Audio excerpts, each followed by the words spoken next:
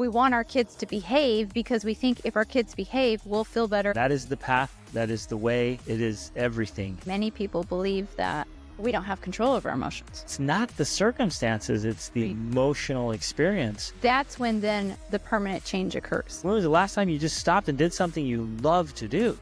Ladies and gentlemen, welcome to the Extraordinary Family Life Podcast. We're your hosts, Greg and Rachel Denning. Hey, we're going to talk about something that All parents, all humans well, deal with. Man, it is the human experience. It has such a significant impact on every aspect of our lives. I would say the quality and final outcome of our lives. Yet it's very rarely talked about, addressed, brought into the picture as a factor. Mm-hmm. And yet it is ultimately the factor.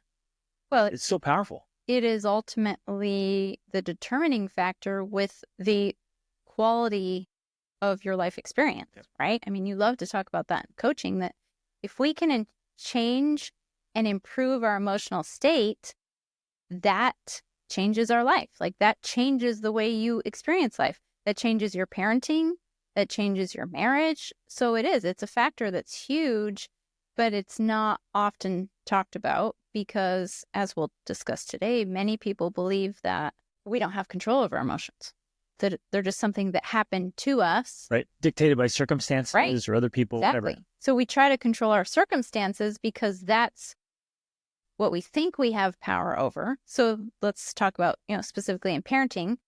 Well, let me just use a quick example. In parenting, we want our kids to behave because we think if our kids behave, we'll feel better and then we'll have a better experience as a parent. And so that's what we focus on and put all of our energy in. But a major part of this is that when we change our own emotions and in fact our own interpretations about our children fighting, that's what begins to change the circumstances. So then the circumstances change because we change our emotions, not the other way around. Exactly. I was saying the exact same thing where it's the reverse. If we want to really influence our circumstances, we start by changing our inner thermostat. Right. And what's happening inside. Which often starts with our inner dialogue. Absolutely. The dialogue that we're not even aware is happening because it's become so automatic. Yep. In fact, I did a full training on this yesterday about how the conversations we're having with ourselves in our head, the thoughts we're having, the beliefs we are operating on, and then the meaning that we attach to things, those are all the dictating factors on what we feel and what we experience. What I was going to say is that life is an emotional experience. So you can have the best circumstances, and when you look back, you'll not remember the circumstances. You'll remember how you felt. Exactly. And so you can have the money and the things and all the stuff, and you could still be miserable. And you're like, hey, tell us about that time. It was terrible, hard, right? It was gloomy. Or, you could lose everything. Your house could be burned to the ground. And yet you're just elated that you and your family survived, that you got out, that you're just so filled with gratitude that you get to keep going. And you're like, well, what was that experience like? I was just so grateful. I'm like, it doesn't even really get to me because I'm so grateful. And so it's not the circumstances, it's the emotional experience that's driving the memory of it, but the experience of it. Yeah, exactly. Man, this stuff matters so much. So we want to talk about this in the context of parenting specifically, because I think that's where it matters for so many people that are especially listening to this podcast, because we tend to believe that our experience in family life on a day-to-day basis is, like I said, determined by the behaviors and actions of the people in our family. And that if we could control or improve those behaviors and actions, that then we would have a better family life experience. We'd have a better parenting experience. But in reality, like we already mentioned, when we learn to switch that around and we instead begin by controlling our emotional experience, that is what will shift and transform the rest of our family life experience. So we have to switch that around and think of it differently and put the emotions in front of the behaviors and actions so we can then actually get the behaviors and actions that we want. If I had some way right now to reach through the camera and like really get your attention to hear this, it would be that. Yeah, most people just don't understand the importance of what you just said. Mm-hmm. Changing our emotional thermostat, our emotional way of being, getting in a good state Mm-hmm. will be the determining factor. That's the way to begin. That's the place to begin. That is the path. That is the way. It is everything. And I don't think we can adequately emphasize that enough. Mm-hmm. And even people hearing it might be like, "Oh no, it's not that big of a deal." Or even if you do, you're sitting here thinking like, "Yes, this is a big deal." Tomorrow you just go back to the same old, same old. Like this is one of those things that somehow we have to get so deeply entrenched in our psyche and our understanding of life and family. Like this is the place. It's the starting place. And then you always go back to the start and always go back to the start. This is the foundation. It's the chassis on which everything is built. This is where an extraordinary family life is created and maintained. Exactly. And of course, the biggest challenge with this reality is that it's not easy. It's difficult because it's much easier for us to respond emotionally to the circumstances in our life. So if our children are fighting, then, and I guess the better word actually is react, to react emotionally, we react. And we're going to get deeper into this. We react with the story that we've come to believe about what that fighting means. Mm-hmm. And we react in accordance to where we are when the kids start fighting. Emotionally, you mean? Yeah. Yeah. So where I am emotionally will determine how I react to the stimulus, right? Because the fight is just the stimulus. The situation, the kids screaming, the attitude, the breaking something, whatever it is kids do. Being mean. That's just one stimulus. Where I am emotionally on a scale determines how I react to that. And you might be sitting there thinking, no, it doesn't. Well, my kids do that. I promise, if you are in a fantastic emotional state, you feel amazing, you're going to respond differently to the stimulus. That is true, although I am going to disagree with it a bit because I believe from my own experience that if there are underlying issues that haven't been resolved, and this could be something from your own childhood, your own past experiences as a parent or whatever, like it could come from anywhere. Even if you are in a good emotional state, if you've worked hard to get yourself at that state, if you have some sort of story or belief that's connected to the behavior and it acts as a trigger, You go there immediately. You can immediately revert back to that. It's essentially memorized emotion. Well, I was going to say emotional programming, we could call it. Right.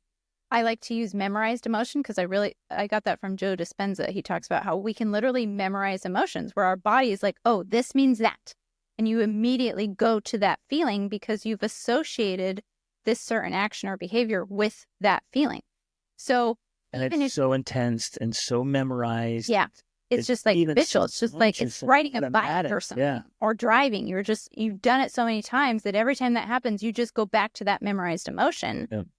And so even if you've worked hard to get in a positive emotional state, you can immediately go back to that memorized emotion until you process it and fully release it. Right. That's when then the permanent change occurs. Because then you no longer go back to that memorized emotion. You can get yourself into higher states, and then you can stay there even when the thing happens that previously triggered you. So it means obvious there's lots of layers here. Yes, there are. There's layers from our past, the emotions memorized, the emotional programming, the emotional stacking, where things just stack on top of each other. Like, oh, this happened, and it was annoying, and then that happened, and it's related. It's like so you stack and stack. So until you explode or implode. Yeah. And you still keep your stack. It's not like your stack goes away. Right. So the littlest thing sets you off, and a couple of days later, right back on that same stack, it sets you off again. And so you feel like you have this huge pile of emotions, and one little thing is enough to send you imploding or exploding. Mm-hmm. And then the other layers are just how we feel physically. Yeah. I know for me, I had a couple of rough nights of sleep last week, and I was just paying attention how much more difficult it is to think positively and stay in a good positive state when you're physically exhausted. Yeah. But unless you have a lot of self-awareness, you know what you're working on, that may not be, You don't know. Right. Obvious. You might not be sitting there thinking, man, that was a rough night of sleep, and I can tell that it's affecting me mentally. You might not notice that. Right. You just think, gosh, the sky is falling. These kids are just they're just terrible, and can't believe I ever wanted to be a parent. And then it gets really negative and dark really quickly. Right. But so often it's sleep or food. We've talked about that so much, but sleep or food are major factors for how you feel emotionally. Which obviously is very tough because I remember the time when I didn't sleep a lot because I had babies, I had young children, I was pregnant. I mean, I went, 20 years without sleeping or something, probably not that long, but I went a long time without good quality sleep. And that's why it's even more important, I think, for young moms to be aware of that, of how much it is impacting them, and that they prioritize more the cliche self-care. But it's a real thing. Like when you prioritize that, when you decide to take a nap when the baby takes a nap, like it's not just for your benefit, it's for the baby's benefit, it's for the rest of the kids' benefit, so that you can be in a better state to be able to be more emotionally in control, emotionally empowered. It's worth emphasizing that each of us, it sounds really selfish. And I guess it can be selfish.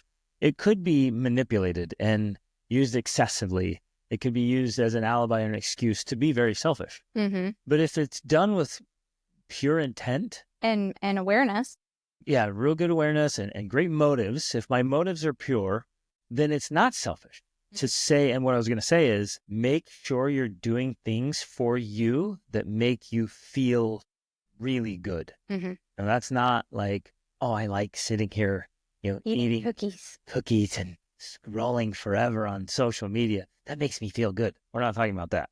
I get deep soul. I feel fantastic. I feel I'm talking like a meditation or a shower or a great book or some inspiring classical music or a massage or a bath. Yeah, the shower, like a nap even. Like, if napping just helps you get so much recovery and afterwards you really do feel like you're a better human, by all means, fit that into your schedule and your daily routines and rhythms. Exactly. We've got to do things that make us feel good. This is true for men and women.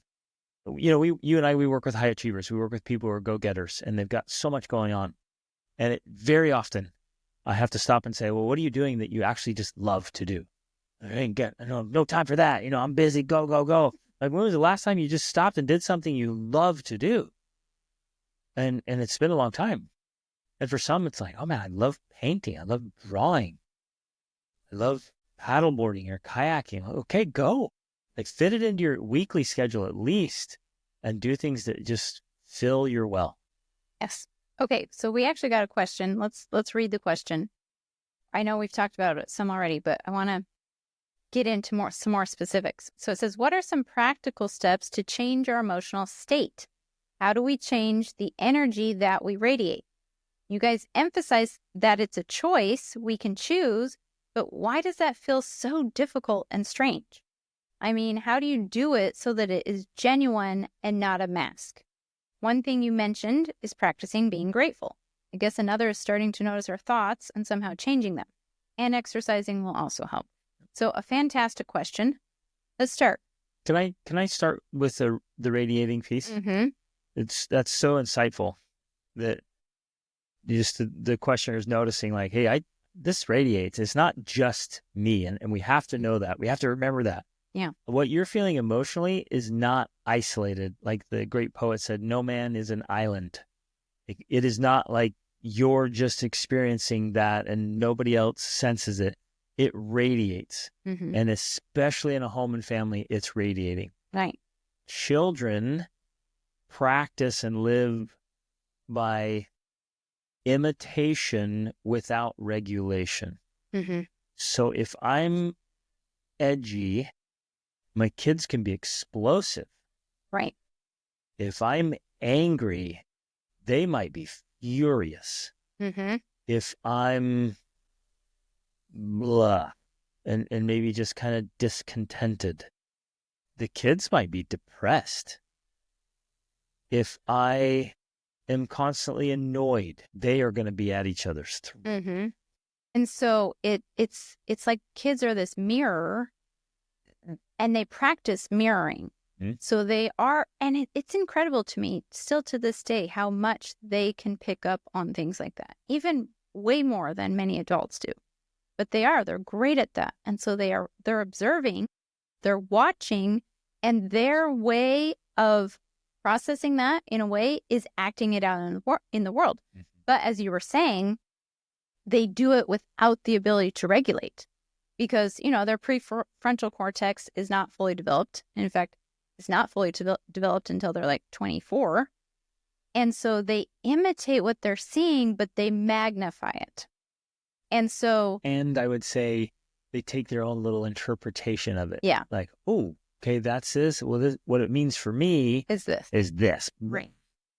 And so as we talk about this energy that we radiate, which is absolutely 100% true, that our children are picking up on as we go through our day, especially if we're dealing with circumstances where we're like, the kids are fighting and I'm so tired of it. We have to focus on the feeling that we are feeling because that is directly contributing to them fighting. If we are radiating irritation, annoyance, frustration, they're picking up on that and then they're passing that on to their sibling, right? And that's what's contributing to the fighting. So that is one very important element of this. And it's worth asking yourself and honestly evaluating, what is your predominant emotion? What is it you feel like you're feeling most of the time? That, I think, would be a really big indicator to family dynamics and family culture. Mm-hmm. But the other very important piece of this is, just like she says in this question, why does it feel difficult and strange? And how do we do it so it's genuine and not a mask? That's another piece, because you can't just be, and we've heard people say this, and you've asked your coaching clients, you'll ask them that very question. What's your predominant emotion? They're like, well, I try to stay calm. Well, trying to stay calm is not the same as feeling peaceful. Right. Exactly. Like they're not the same thing. So even this idea of like, I'm trying to control my emotions, that's not what we're talking about. In that sense, it's almost trying to mask them. Right. That's closer to masking. Right. So if you're trying to stay calm or you're trying to be peaceful, that is the very opposite of what we're talking about. You can't try to do those things. You either feel peace or you don't.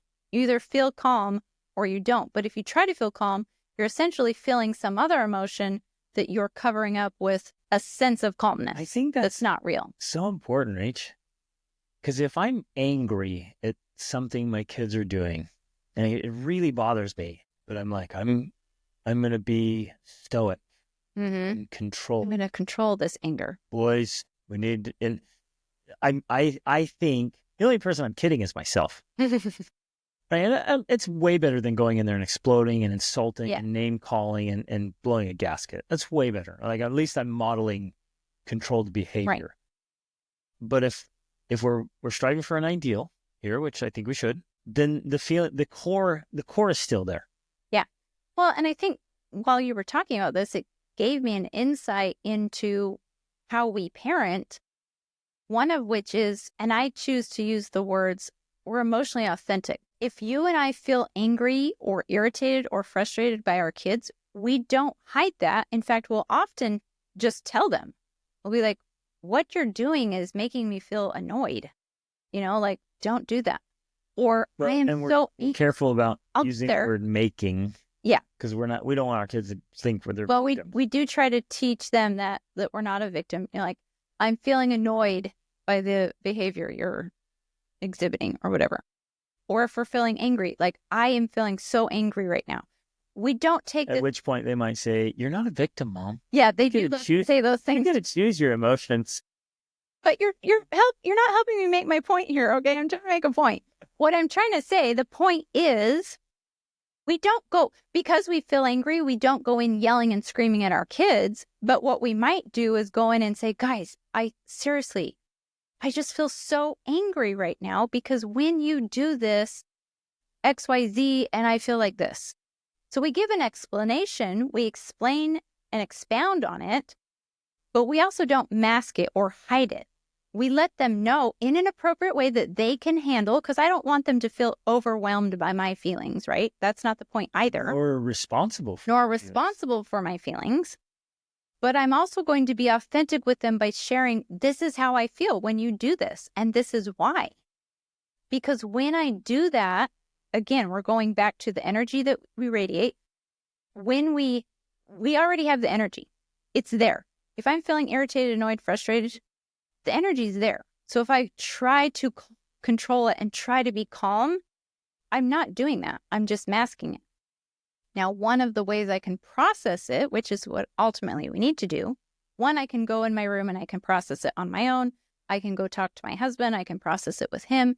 But part of the process may include sharing it with my kids. Like, I just feel so angry when you do this. I feel so frustrated or annoyed when you do that. Or I feel hurt and sad when you talk to your siblings like that. I'm being emotionally authentic with them so they understand, one, I'm a person that also has feelings.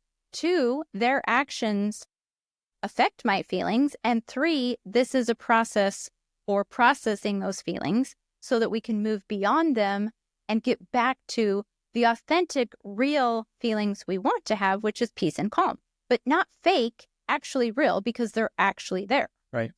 So I think there's two, maybe three really core elements to go with that. One is we have to be emotionally mature. Yeah. I'll come back to that. The second one is, if we are going to... I just have to interrupt. Unfortunately, for many adults, it's not the case. Too many adults are not emotionally mature because it was never modeled for them from their parents. And they're learning it as they go, which I want to get into later, because that is part of the key here, is that actually our parenting journey can help us realize what we need to mature on and what we need to process. But anyways, go. Right. So, well, I'll come back to that in just a second, because I want to say the second one. The second one is that if we're going to be emotionally authentic, it has to make sense. It has. Yes. We're doing it based on principle. So we'll go in and say, hey, kiddos, like, it bothers me a lot when you treat each other like that, because, and we'll explain, like, you treating other human beings like that, not cool at all. Like, people are people no matter how small. It's principle based. It's not arbitrary. Mm-hmm. It's not some silly thing. It's not. I hate it when people do this thing, and so you should never do that thing. And yeah, it's just kind of made up, and you have some silly rule in your head, right? Mm-hmm. And people come up, we have these rule books. We all have these, invisible rule books in our heads about certain things. And if the rules in there are ridiculous or hypocritical or arbitrary, like there's no real meaning or purpose, kids see right through that. Mm-hmm. So you go and you're like, okay, I'm going to be emotionally authentic, and I'm going to tell the kids how upset that makes me when they do that. And they're like, that's dumb. What? It's even a little child will be like, that's so dumb. Like, why? And they might ask, why? You're like, don't ask me why I said so. Then heck. So it has to be built on like solid principles. Like, it actually has to matter. So if you're going to be upset about something, you better have a very, very good reason to be upset about it. You really thought through. Like, there's some substance there. That's the one part. The other part is there's a maturity piece, because if you're emotionally mature and you're listening to this podcast and you think, oh, I'm going to tell my kids how I feel. Oh boy. All they're going to see is like an emotional dumpster fire and roller coaster and like all your emotional flatulence just going everywhere. And like one moment you're this, and another moment you're that, and another moment you're that. And they're like, I don't even know. She's all over the place, or he's just a madman.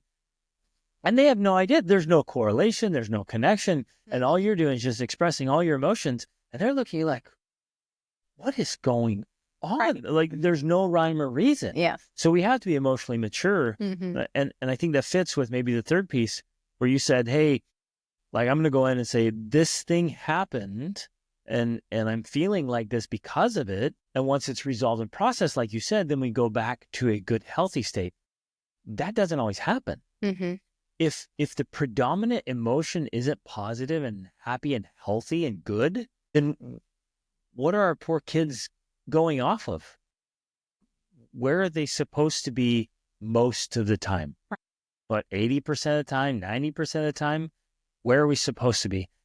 If you've chosen, or by default, even subconsciously, if you've chosen to operate in lower emotional states, negative states, and that's your predominant emotion, where's the baseline? Our poor kids are born into this world, and all they're doing is just taking the world they've trying to model it, trying to mirror it, because that's all they know. They think, okay, this is what we do. I'm trying to take in all this information. So, and I can just picture right now these babies with their just. Well, that's what they do. They just watch and watch and watch. Yeah, for years when they don't understand language, they're just watching everything. That's why they get so good at reading emotion and reading language. So they're observing everything, and within a short time they realize, okay, the way to survive in life is to do that emotional state, whatever one they're born into, and that can be really unhealthy and really set them up on a weak foundation. Right. Well, just as kind of side tangent, I've been reading Power versus Force by Dr. David Hawkins, and he has a whole scale for energy levels. And in fact, we looked at it in our coaching session a few weeks ago, the map of consciousness. And he also says in that, because he rates every emotion with an energy level, right? And essentially the teachings of Jesus, the teachings of Buddha, some of the teachings of Muhammad, they range from like 700 to 1,000, right? So that's on the high end. 1 is simply like existence, like you're alive, that's it. But anything below 200 is considered a negative emotion. And so it's very insightful, because a part of this whole process of developing emotional maturity is developing emotional literacy. So when you can be able to label and identify and point out where you are, what emotion you have, that can also be very helpful in helping you understand where you are on the scale. But he says that for most of humanity's existence, except for, I think, since the 2000s, humanity existed at like 195 or below, right? That's where we were as humans. And now we finally come above 200. And then I asked ChatGPT, and they estimate, some people estimate now that we're currently between like maybe 210 and 230 as humanity in general, right?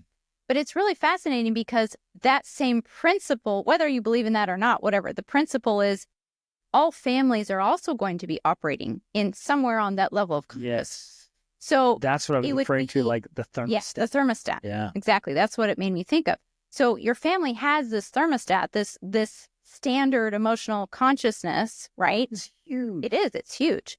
And so when you can identify what that is most of the time, well, that's going to help you understand what's going on. Because if you're, and I wish I had the chart with me right now, if you are operating in pride or jealousy or shame or whatever, fill in the blank. Actually, I think I have it saved. Yeah, I do. Saved on my phone.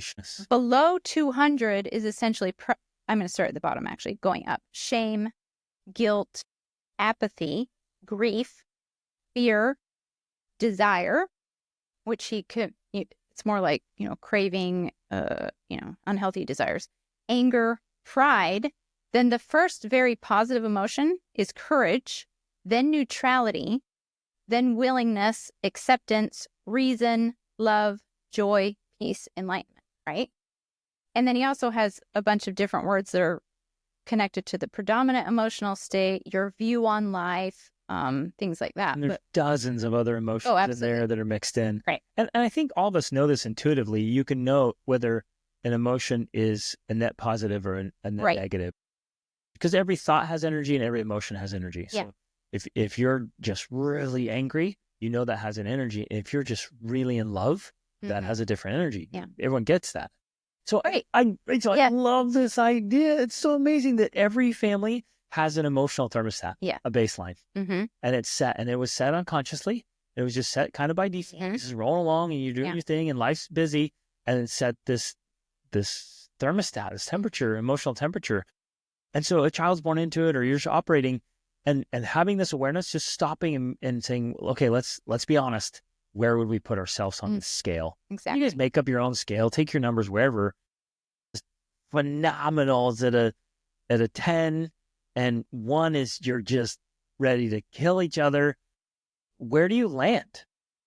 And that is going to be so powerful, because if you realize, you're like, you know what? Honestly, most of the time we're rolling at a 4, maybe a 5 on a good Friday night. That's such an important baseline to realize. Our emotional thermostat is way too low. Right. And we need to crank this thing up so that we can be operating just at a normal, higher level. Because the ideal, the goal, at least everything we teach and believe and practice ourselves in the whole Extraordinary Family Life podcast, is that we need to be on the positive side most of the time. Well, yeah, you're right. 80% of the time, right? You and I. 95. Well, I know, but you know, you and I and our family experienced a lot of negative emotion last week. We experienced grief. Lots. Because of the death of a friend's baby. And that is an emotion we should experience. 100%. Right? We're not going to be like, oh, we're just going to be in peace and joy that you lost your child. Right. Last week was, so if you're able to watch this like horizon, last week's this big dip. It wasn't just this little dip, like, oh, you're kind of low baseline and a little dip. We're happy and energized most of the time, and this massive dip into grief, which is exactly what should happen when there's grief. Yes, exactly. We're not avoiding it. We're not moving away from it. And we're not already there of like, well, I'm already down here anyways. Right, exactly. Which is where, that's where I was as a teenager and as a kid. You're down in apathy or fear or desire. Grief and anger and bitterness. Like, I was just so mad at it, things, what choices my parents had made, and then choices I had made, and being lonely and frustrated. I just was operating down there all the time. And another bad thing would happen, and my mind was just like, there it is again. And it wasn't even that much of a dip, because I was already operating at such a low level. And when I look back at those, it was probably a couple of years, just hard years. I was in the dumps most of that time. And you might think, well, yeah, look at your circumstances. That's understandable. Maybe, but what it was is I didn't realize how powerful our emotional states are, and that I can operate outside of that. Right. I mean, it's definitely, we're not saying it's not connected. Of course it was connected. Your circumstances, the ones especially outside of your control, attributed to your emotions. But the point is, when you learned that when you control your emotions, or as we love to say, nothing gets better until you do. You, Greg? Do you know what changed? What changed is when I kind of figuratively drew a line in the sand and say, all those things happened and they're in the past. But from this point forward, my life will be what I make of it. That's when I started acquiring emotional maturity. Right. And again, so back to nothing gets better. The quote that I have on my phone, the reminder every day is, nothing gets better until I do. That when you realize that when you change yourself, when you change your own emotions, that's when the things in your life get better. Yep. Like, that's that line in the sand. That's what changes everything. And so yeah, we're all already operating in one of these emotional levels all the time. But the goal, the purpose, the point is to increase that so that the thermostat, the average feeling we have, is generally in the positive. That's the goal. That's how you get to the extraordinary family life you're after, is to increase that level. Yep. And the way to teach this to your children is to show them. Exactly. So and we hear this sometimes from parents will be like, oh, my kids just wake up angry. And yeah, they're operating on that thermostat. And then sometimes you do. You're like, I always wake up grumpy. I wake up on the wrong side of the bed. And like, well, first of all, your bed doesn't have a wrong side. Once you draw that line in the sand. Yeah. And then no matter, and we don't want to be misunderstood either, where it's not like you and I wake up just whistling zippity-doo-dah every morning. Like, as soon as I come into consciousness, like, I'm alive. We have to deliberately get into this high state. So if I ever wake up and I'm just groggy and I'm just not feeling it, just because I have this routine I've been doing for decades, I don't stay there for more than a few minutes. Right. Because I'm into my routine, whether I feel like it or not. I'm into my routine because I know my routine will make me feel fantastic. Yeah. It'll bring me up into that higher state. So that's one of the very practical strategies, is that no matter how we wake up, and again, usually most mornings we wake up normal, your body actually uses cortisol to help you wake up, and cortisol is the stress hormone. So when you wake up, generally people don't feel great because your body's flooded with cortisol. So that's just normal to wake up like that, right? But what we're saying is we have a very deliberate morning routine that we do that helps us take us from that cortisol state, and we take actions that deliberately increase other positive hormones and chemicals. It is great. So it's like, it's just basic biochemistry, really. Yeah, you're working with your body, your own physiology and biology, but you're getting into a mental and emotional state and a spiritual state as well. Right. And you can do this first thing in the morning. And here's the coolest thing. You can do it at any time throughout the day. You can pause and get back into a better state at any moment. So if your kids are fighting and they're upset or whatever, and you're being triggered by that, you can stop and do these simple practices, and it will reset it will change your biochemistry, because ultimately that's what's happening. It's the biochemistry in your body. It's your body's physiology that is affecting your mood. Thoughts affect mood and emotions affect thoughts. So it becomes this loop that continues until you interrupt that and do something deliberate to change it or reverse it. So some of the things I do is even simple things like light movements of your body. You just can move your arms around, and all that. That helps. Breathing, intentional breathing exercises is something I do. And I do too. Where I'll do the Wim Hof breathing, or I'll just do... You can do what's called box breathing, where you breathe in for, say 4 seconds, you hold it for 4 seconds, you blow out for 4 seconds, Exactly. Hold it for 4 seconds, and you just go around in a box and do that for a couple minutes. Or Tony Robbins has a fire breathing where it's just... Yeah,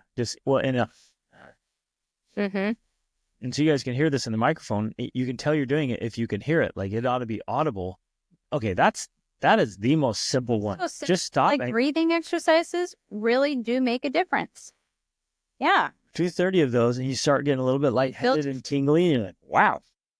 Or just jump around. And I can sense the resistance because it's real coming back, because you guys are like, oh no, it's so silly, it's so stupid. I'm not going to do that. Dumb. And what's interesting is, like, when we feel off, we don't want to do it. Exactly. Like, I'm not going to do that dumb thing. I'm not just going to jump around here like an idiot. Well, I'm like, why don't you stay angry then and look like a real idiot? You get what I'm saying? It's like, we operate in so much self-sabotage. Because we're not willing to do the things that work. Yeah, it's just like, stop. Do you like how you're feeling? Is it serving you? We do like how we're feeling. That's the problem. We're like, I don't to be angry right now. But it's not like we like it. Well, okay. And it's not serving. I don't think that's entirely... Follow in it. I don't think that's entirely true, because especially if you read like the biology of belief, we literally can get addicted to negative emotions, because our T cells, or whatever they are, they create the little receptors that are searching for the cortisol. Like, they want the cortisol. They want those stress and the drama and so memorize it, or we get addicted to it. We're addicted to it. So a lot of times, we do want to feel those negative emotions because our body's addicted to them, and that's what they're used to receiving, and that's what they want. And so it can feel very much like, no, I want to feel this. I want to feel anger. I want to feel shame. I want to feel guilt. I want to feel pride. We can get addicted to feeling that way. And that answers her question of why does it feel so strange and so foreign when I'm trying to feel better, and it's like my body is resisting. That's why it is. And so we have to learn these new patterns and show our kids how to do the same thing, model for them, and have them do the breathing with you. Have them jump up and down, run in place, do jumping jacks, turn on a song, sit down. Whenever you notice it's off, just stop. Read from a book that changes your mindset. Do a meditation. It's kind of sad and funny to me that we will persist. Once we finally are aware of, like, I feel like crap, we just keep going. I'll just spend the rest of the day feeling like this, or the rest of the week, or the rest of the decade. Like, just stop. Right. even though we don't feel like it. And so there is this element in some ways of the whole, and I heard actually Dennis Prager talking about this the other day, this whole idea of fake it till you make it. There is a true principle behind that. Like if you want to be happier, we'll start acting more happier until it becomes normal, because you're stuck in this memorized emotion. You're stuck in this addiction to the negative emotion, and you have to retrain your body and change your biochemistry. And some of the only ways to do that is to fake it for a little while, as you know, like if you don't feel like smiling, smile. That was exactly what I was going to use.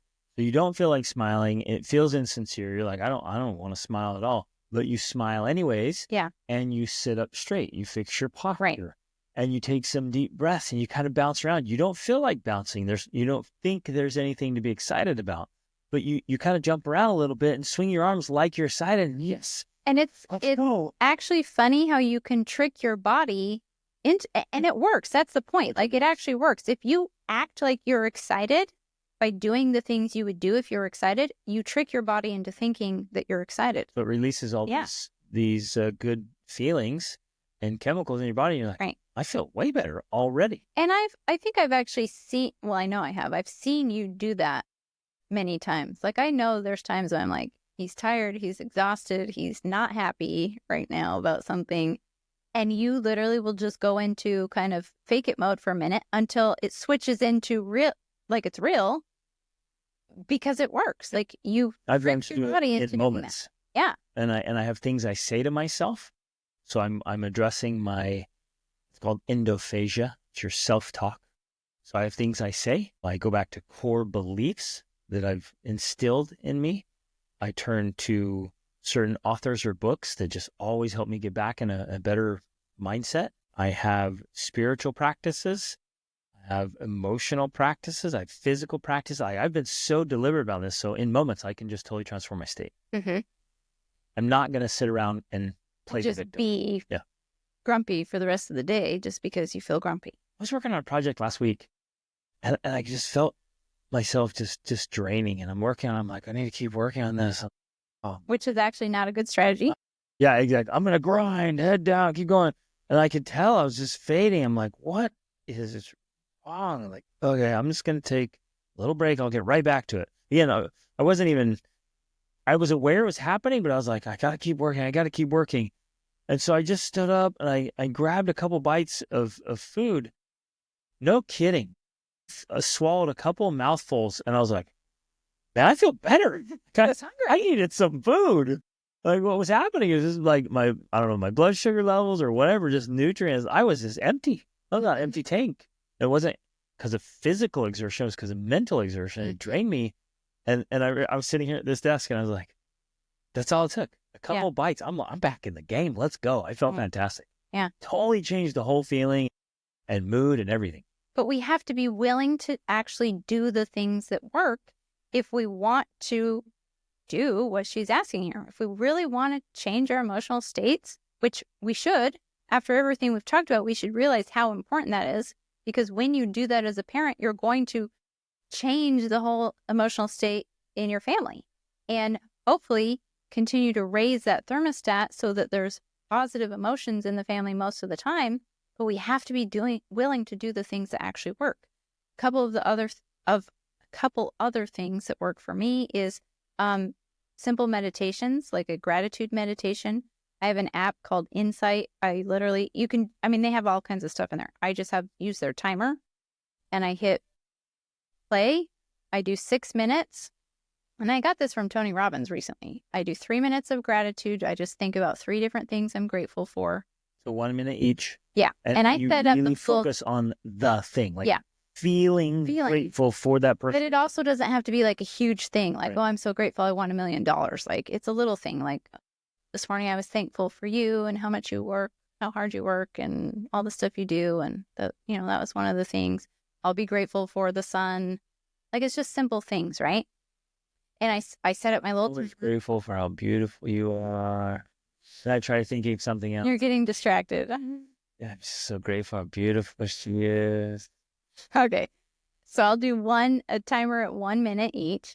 And then it's 3 minutes of like a prayer or releasing or whatever, like, help me to level up, help me to be better, help me to improve myself, my life, so that I can continue to raise my own energy levels and move up this scale, because ultimately that is how you make your life more and more extraordinary.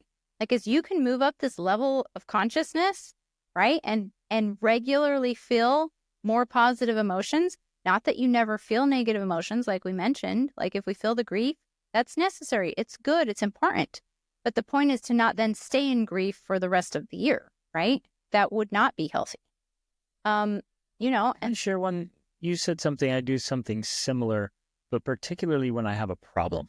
Mm-hmm. And I know people listening might be like, well, how do I try to feel good when I'm facing a problem? Mm-hmm.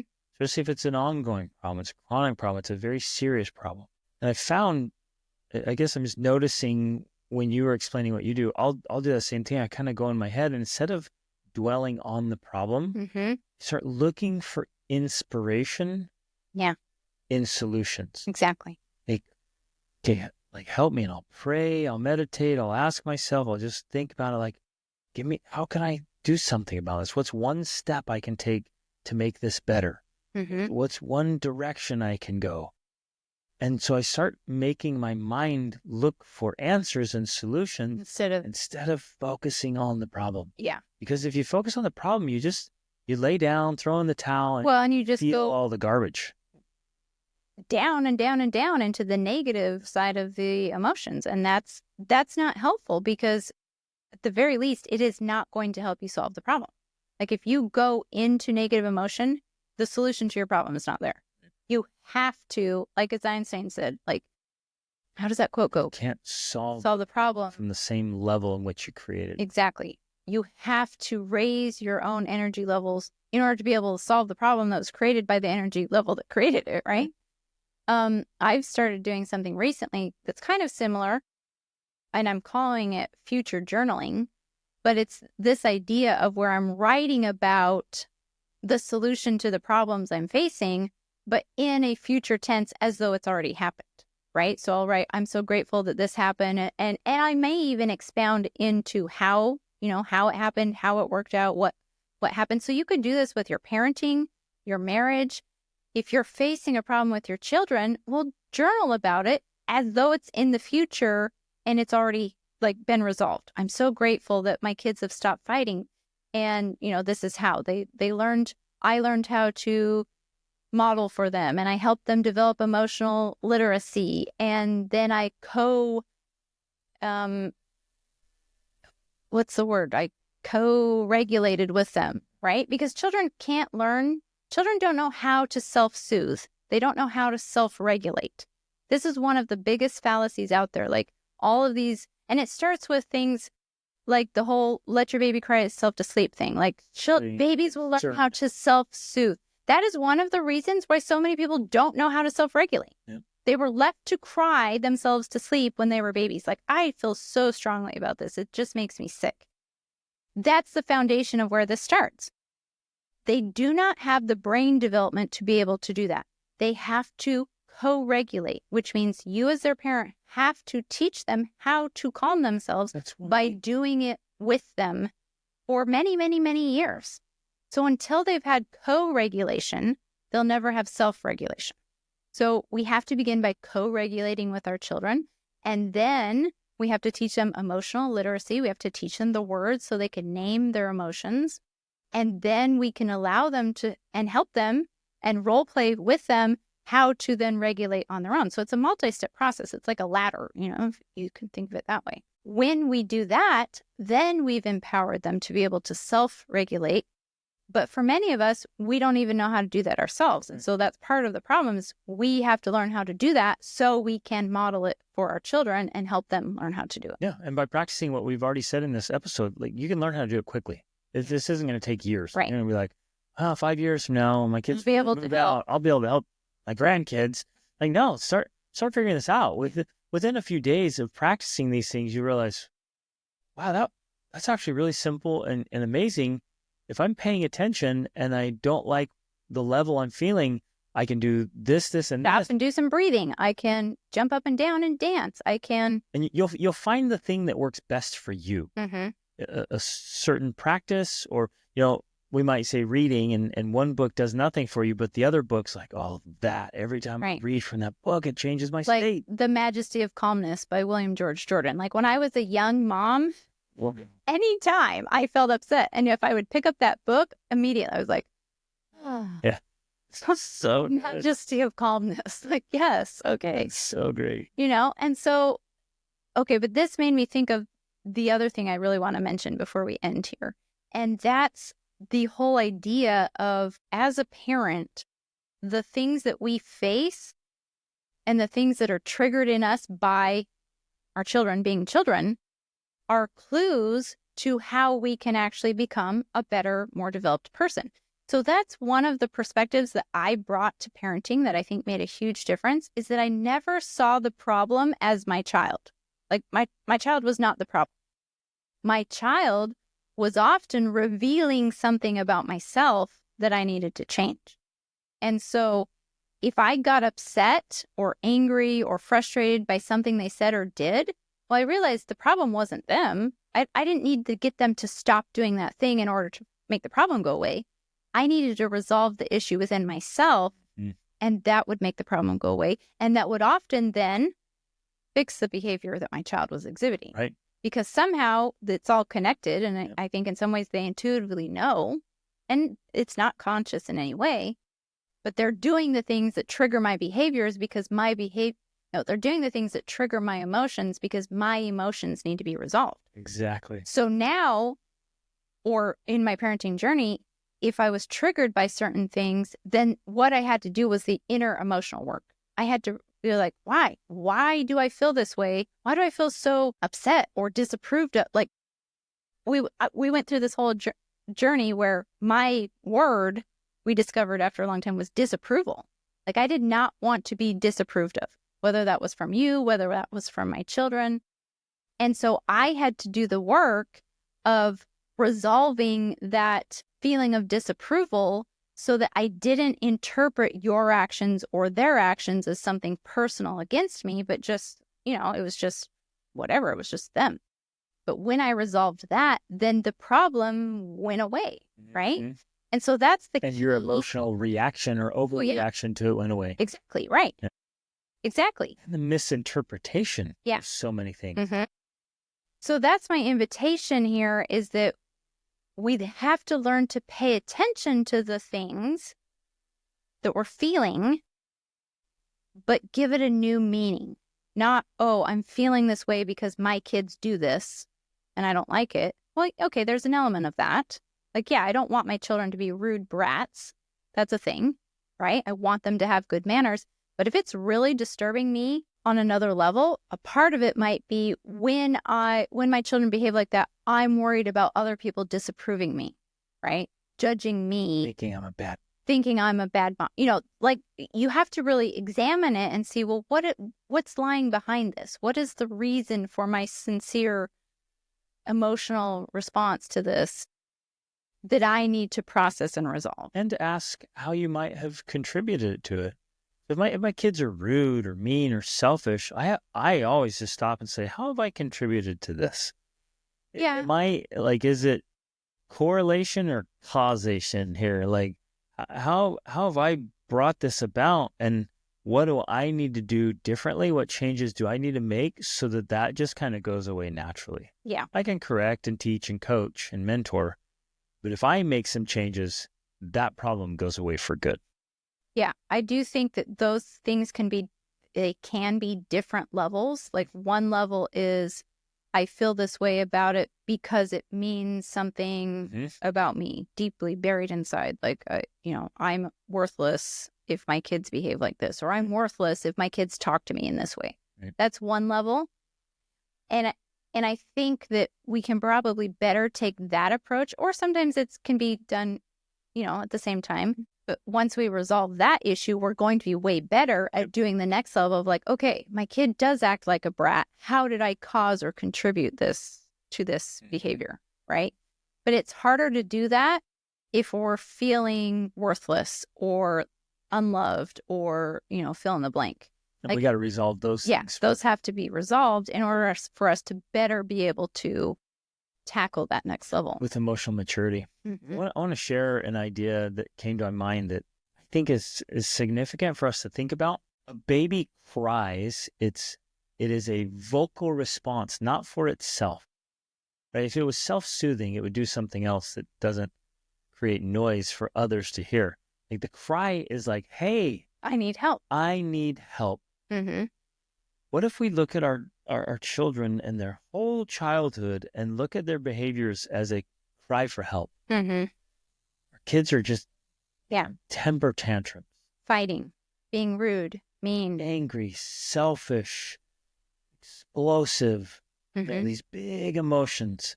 What if we see all of those as a plea, as a cry for help, saying, hey, I because really that's what it is. They're saying, I need help regulating this. I need help figuring this out. I don't know what to do with what I'm feeling. I don't know what to do with the circumstances that's causing all these feelings in me. Like, help me navigate this. Yeah. And so from the time your child is born, far into adulthood, why not see their behaviors as indicators, as calls, as cries for help to say, oh, it's not what it is on the surface. It's not what it seems. I'm going to go over and I'm going to help them through this. I'm going to coach them. I'm going to mentor them through this. Yeah. And give them tools that they can use moving forward. And those things, you address them one by one, and then pretty soon there's hardly any issues. The cries and pleas for help are so diminished because... And so appropriate. And, they're not anonymous. They're not dramatic or traumatic or extreme, right? That's so powerful. Yeah. Well, and this is not, of course, just to be clear, to say that we need to be like these helicopter parents that are solving all the problems for our children. That's not what we're saying here at all. Because while I firmly believe, and the research shows that a baby under the age of 1 cannot be spoiled. You can't hold it too much. You can't pick it up too much. You can't stop its cry. Every time it cries, you should meet that need. Yep. That's the foundational aspect of a healthy human psychology. If you do that for a baby, they're going to have a way better psychology as they grow up. So that right there solves a lot of problems. But of course, as they grow and become more independent, then we need to continually be backing away appropriately. But not, and I love what you're saying, because we're not going in to solve their problems for them. We're going into or me staying back saying, well, it's time for you to figure this out. They don't know how to figure it out. Yeah. You're mentoring. This is why Rachel and I are releasing a new parent mentoring course. It's all mentoring. Yeah. We are mentoring and coaching them. And that's what good parenting is. Right. You're stepping in not to solve the problem for them, but not to let them just struggle and suffer on their own and not be able to figure it out. And they go, oh, they'll get it. No, they won't. They're too young. They don't have enough life experience. It's to jump in there and coach them, mentor them through this process, give them tools and options where they make the choices. They then, with some tools, figure it out. So I'm not doing it for them, but I'm not leaving them there to just not figure it out on their own. And it takes a lot of wisdom and insight, I think, and intuition to be able to learn how to do that, even when you have all the tools. Because that's one thing we do. We're constantly giving out tools. The course, our coaching gives out tools. The course we're creating gives out tools. Having all the tools is necessary. You need to have the tools, because a lot of people fail at parenting simply because they don't have the tools. They don't know what they can use. And so here they are, they're trying to hammer in every little nail, and they're like, this just doesn't work. And we're like, dude, here's a nail gun. Here, let's go fast. I can't even make tool sounds, but anyways, That was a great try. I know. But even with the tools, then you have to develop that wisdom and intuition and inspiration to know when and how to use the right tools. But kind of the imagery I get with this approach that we're discussing is like a toddler at the playground, right? The toddler, it's at that age where they want to explore the world, but they also want to be safe. And so they'll go out and they'll play and explore, and then they want to come back to mom to make sure, oh, you're still here and the world is as I know it, right? it's that idea, but that continues to expand as they get older. Like you're there for them when they need you. Yep. And especially when they have this healthy psychological foundation, they're really only going to come to you when they need it.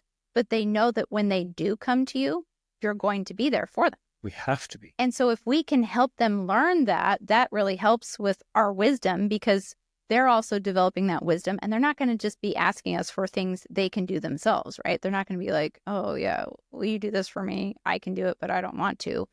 They learn how, like, no, I'm going to be responsible. I'm going to be independent. I'm going to take care of myself as much as possible. And when I really can't, I'm going to come to you for help, because I know you will help me and you'll be able to help me. That's kind of this idea here, is like, that's the mentoring you're talking about. We need to be there for our kids, but we also have to allow them to be independent as much as possible. I love it. Ladies and gentlemen, we can be like this positive emotional tide that comes into the family and lifts all the family boats. And we can raise that thermostat. Even if it's just you, if you're the only one listening, you're like, everyone else in the family is a mess. You can come in with such a positive, radiant force for good. It can't not have a good effect, because you're just radiating out this good feeling. And at first it'll just be better moments, and then it'll be better days, and then better weeks, and then better years, because you just have this beautiful radiating warmth through the whole house, and you're doing whatever you need to stay at those higher emotional levels. It just has such an amazing effect of preventing so many problems, and then helping you address the others. Yeah. It's really powerful. It can't be emphasized enough how important this is. And so we just start practicing today, right now. I promise, within a moment, you'll have the chance. You'll be tested, and you'll have a chance to reset. And it's awesome. So you can choose an emotion, and then whenever you get knocked off from that, you can just reset and just keep going back to it. Keep going back to it until you get better and better, stronger and stronger at staying in a good positive emotion. It's amazing.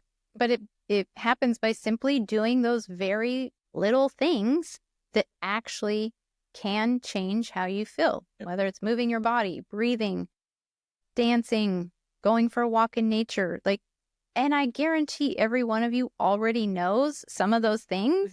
You're just resistant to using them. Or like, no, I don't want to do that. Do it. Just start doing it, because that's the beginning of making this change. Right. And it's leading you to what you want, not anyone else, not us, not whoever. It's what is it you truly want? Well, you want to have a great positive state for your whole family, and those practices will lead you there. So whether you feel like it or not, just do them, because it's what you want most. Okay. Love you guys. Thanks for listening. Reach upward.